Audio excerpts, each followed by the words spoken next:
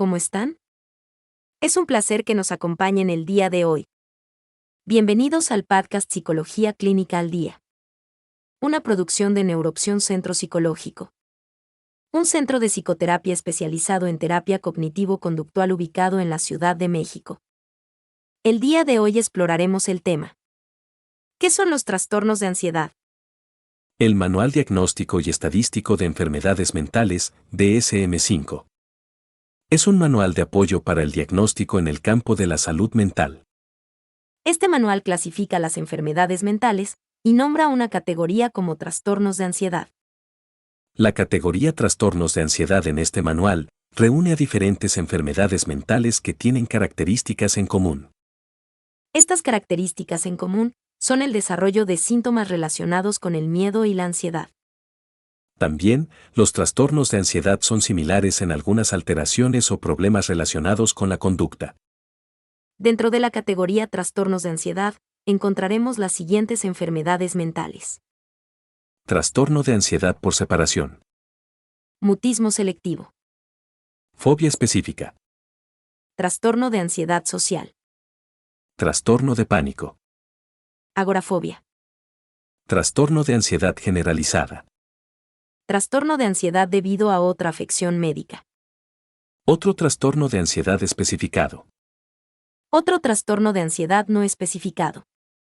En otras palabras, la categoría trastornos de ansiedad agrupa 10 diferentes trastornos que tienen en común el desarrollo de síntomas relacionados con el miedo y la ansiedad.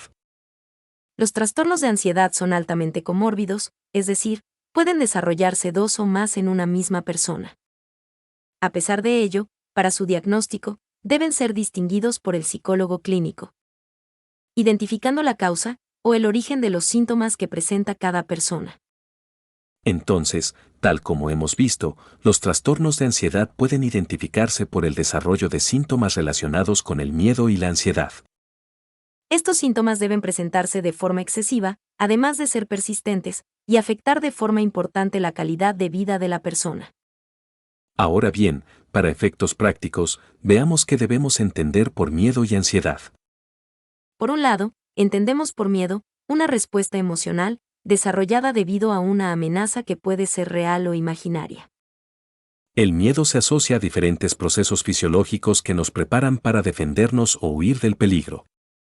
También, el miedo está asociado con los pensamientos relativos al peligro inmediato y con la conducta de huida. Por otro lado, entendemos por ansiedad una respuesta emocional que se presenta de forma anticipada. Esto es por la percepción de una amenaza futura. La ansiedad está relacionada con la tensión muscular. También, la vigilancia excesiva relacionada con la amenaza futura, así como comportamientos cautelosos y evitativos. Entonces, el miedo es una respuesta emocional asociada a un peligro inmediato, real o imaginario. Y la ansiedad es una respuesta emocional asociada a un peligro futuro, real o imaginario. Ahora, analicemos brevemente cada uno de los trastornos de ansiedad. Iniciemos con los trastornos de ansiedad por separación. Tal como hemos visto, la persona que desarrolla trastornos de ansiedad por separación experimenta síntomas relacionados con el miedo y la ansiedad. Estos síntomas se presentan debido a las siguientes causas. Separación de la figura de apego. Los posibles daños que pudiera sufrir la figura de apego. La posible separación de la figura de apego. Los trastornos de ansiedad por separación pueden desarrollarse en relación con una o más figuras de apego. Por ejemplo, en relación con la madre exclusivamente, o en relación con madre y padre. El concepto de apego fue desarrollado por John Bowlby en su conocida teoría del apego. En dicha teoría, el autor explica que el apego es un fuerte vínculo de afecto que une al niño con la persona que lo cuida, o posiblemente con otra persona. En el trastorno de ansiedad por separación, el apego se presenta en un grado excesivo e inapropiado, afectando la salud mental. La persona con este trastorno rechaza la separación o la posible separación de la figura de apego o las de mayor apego. El malestar que experimentan las personas es excesivo al separarse de las figuras de apego o al estar fuera de casa. Algunas veces, los niños no pueden estar solos en una habitación. y suelen exigir estar cerca de la figura de apego en todo momento, lo cual dificulta su desarrollo. También es posible manifestar síntomas físicos tales como dolor de estómago, dolor de cabeza y vómito. Este trastorno regularmente se desarrolla en la infancia, pero también puede presentarse en la edad adulta. Veamos el siguiente trastorno, llamado mutismo selectivo. El mutismo selectivo forma parte del grupo de los trastornos de ansiedad. Se caracteriza por la incapacidad de hablar en situaciones sociales en las que existe la expectativa de hablar. Es importante que la incapacidad para hablar no se relacione con la falta de dominio del idioma, un trastorno de la comunicación o alguna enfermedad. De hecho, el niño que presenta mutismo selectivo es capaz de hablar en determinadas situaciones sociales. Por ejemplo, los niños con este trastorno pueden hablar en su casa con familiares inmediatos, pero generalmente no hablan con amigos u otros familiares. De hecho, estos niños ante una interacción social no inician una conversación o no responden, permanecen en silencio. Los niños con mutismo selectivo experimentan importantes consecuencias que afectan su desarrollo. Las consecuencias pueden relacionarse con el rendimiento académico y las relaciones sociales en general. Este trastorno se caracteriza por el desarrollo de los siguientes síntomas: Timidez excesiva, miedo, aislamiento, negatividad. berrinches. En la práctica clínica, habitualmente, los niños que presentan este trastorno presentan también otro trastorno, que puede o no estar relacionado con los trastornos de ansiedad. El mutismo selectivo es un trastorno poco frecuente, por lo general se desarrolla antes de los 5 años. Existen pocos datos acerca de este trastorno, pero indican que habitualmente las personas buscan apoyo psicológico para los niños hasta que ingresan al colegio. Ahora veamos el siguiente trastorno. Fobia específica. La fobia específica es un trastorno psicológico que se caracteriza por el desarrollo de síntomas relacionados con el miedo y ansiedad. Los síntomas de la fobia específica se experimentan en relación con una o más situaciones u objetos específicos, a los que se les conoce como estímulos fóbicos. Estas situaciones u objetos que ocasionan los síntomas son fácilmente identificables por la persona que padece este trastorno. Los síntomas de la fobia específica están relacionados con el miedo y la ansiedad excesivos, que se experimentan de forma inmediata ante el objeto o situación desencadenante. La persona con este trastorno experimenta temor y ansiedad, que puede variar en relación con la proximidad del objeto o situación y puede presentarse en forma anticipada. Los síntomas pueden presentarse en forma de ataque de pánico. Debido a estos síntomas, la persona desarrolla diferentes conductas dirigidas a evitar el objeto o situación. Para diagnosticar fobia específica, los síntomas deben ser persistentes o excesivos. En relación con lo que los origina, también deben presentarse de forma inmediata. Por ejemplo, una fobia específica puede desarrollarse en relación con un animal, con la sangre, con las inyecciones, usar un puente peatonal o viajar en avión. Para el diagnóstico de fobia específica, es necesario que el objeto o situación que provoca los síntomas no esté relacionado con alguna vivencia traumática. Veamos ahora el trastorno de ansiedad social. El trastorno de ansiedad social, también conocido como fobia social, se caracteriza por el desarrollo de síntomas relacionados con el miedo y la ansiedad. También se caracteriza por el desarrollo de diversas conductas de evitación que pueden estar relacionadas con Interacciones sociales. situaciones en donde exista posibilidad de evaluación. En general, las personas con fobia social temen y evitan todas las situaciones sociales en donde puedan ser evaluadas o analizadas por los demás. Ante este tipo de situaciones, aparecen miedo y ansiedad en forma desproporcionada, afectando el desarrollo óptimo de la persona. Para la persona con este trastorno, el temor a ser evaluado negativamente, probablemente como débil, loco, aburrido, intimidante, sucio o desagradable, es incapacitante. También, pueden temer mostrarse tal como son, o manifestar síntomas de ansiedad, por ejemplo, temblor, sudoración, no mantener la mirada, o trabarse con las palabras. Podemos mencionar como ejemplo algunas situaciones sociales que angustian a la persona. Reuniones. Fiestas. Conocer personas.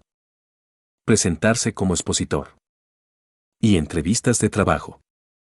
La fobia social generalmente se relaciona con una autoestima deficiente, ideas negativas que ocasionan vergüenza, humillación o rechazo. Para cualquier persona, las situaciones sociales provocan miedo o ansiedad en mayor o menor grado. Por ejemplo, a pesar de que una persona se presente como conferencista frecuentemente, sabemos que experimenta cierto grado de nerviosismo antes de iniciar su participación. Esto resulta normal, la persona resuelve sus emociones y dirige su conducta al logro de sus objetivos. Pero una persona con fobia social, ante una situación semejante, probablemente experimentaría ansiedad y miedo excesivos días antes de la presentación. El miedo y los pensamientos negativos le impedirían concentrarse y por tanto preparar la conferencia y desarrollarse de forma habitual. Al final, probablemente no se presentaría a la conferencia o buscaría alternativas para evitar la exposición. Cuando los síntomas de miedo y ansiedad se limitan a hablar o actuar en público, la fobia social se especifica como solo de actuación. La fobia social puede iniciarse de forma inmediata tras una experiencia vergonzosa, estresante o humillante en un evento público. La fobia social es común en los adolescentes que, debido a los cambios propios de esta etapa, pueden desarrollar un patrón más amplio de síntomas de miedo y conductas de evitación. En los adultos mayores, la fobia social se relaciona con aspectos, como la discapacidad, enfermedades o deterioro cognitivo, que provocan el desarrollo de este trastorno. Veamos ahora el trastorno de pánico. El trastorno de pánico también es conocido como ataque de pánico, y se caracteriza por la aparición inesperada de una avalancha de síntomas relacionados con el miedo y la ansiedad. El trastorno de pánico se presenta en forma de crisis las cuales son de corta duración, pero con síntomas y malestar de gran intensidad. Veamos algunos de los síntomas de los ataques de pánico. Palpitaciones. Frecuencia cardíaca acelerada. Sudoración. Temblor. Sensación de ahogo o asfixia. Dolor o molestias en el tórax. Náuseas. Mareo. Vértigo. Inestabilidad. Desvanecimiento. Escalofríos o sensación de calor. Miedo a perder el control. Miedo a morir. Entumecimiento. Ganas de huir. Dolor de cabeza.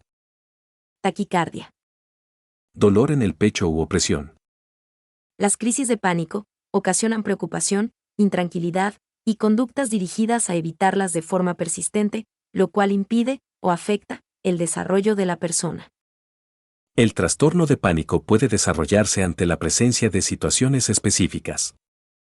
O también puede presentarse en situaciones inespecíficas, es decir, sin alguna razón aparente. Veamos ahora el trastorno conocido como agorafobia. La agorafobia se desarrolla ante situaciones específicas, veamos algunas.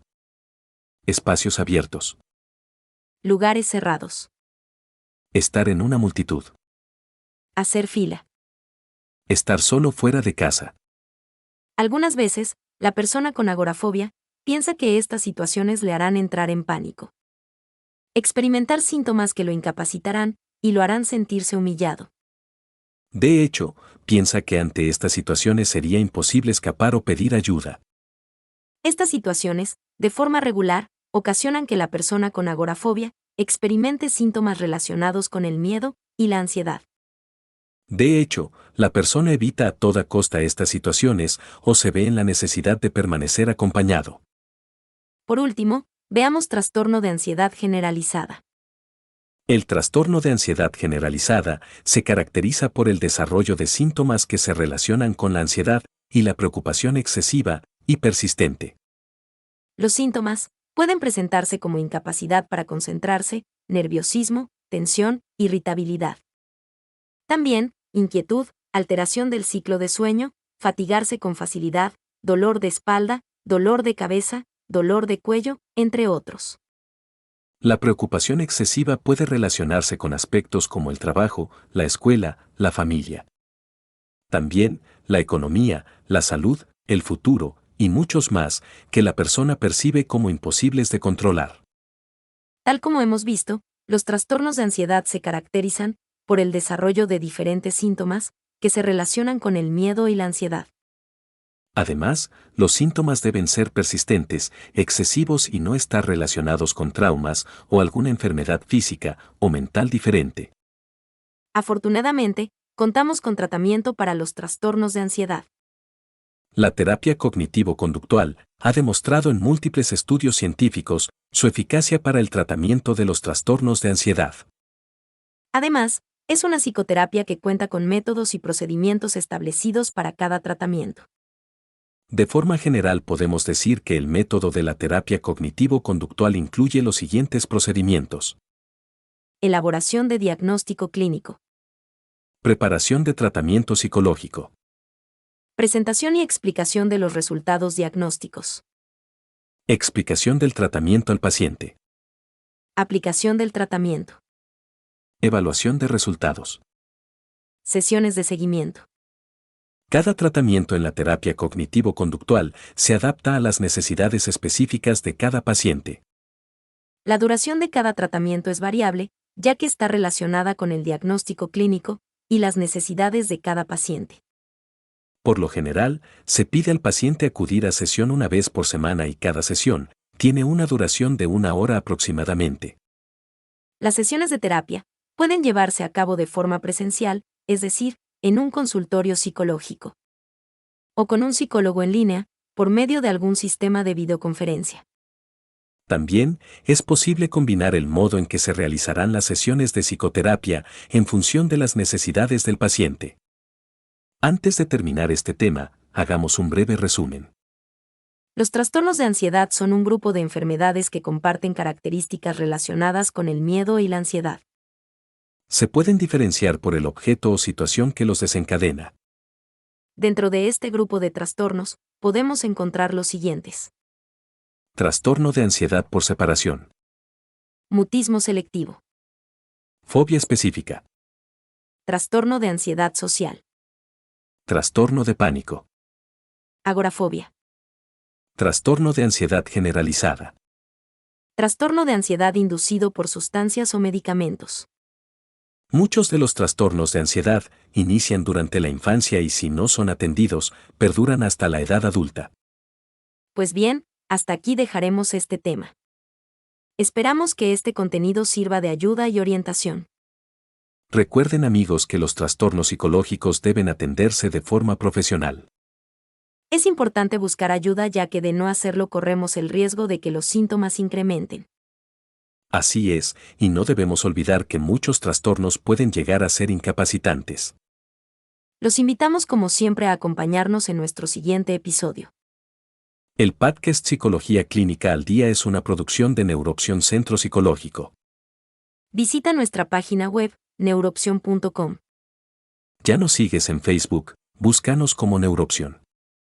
Suscríbete a nuestro podcast. Recuerden que sin salud mental no hay salud. Hasta la próxima. Gracias por escucharnos.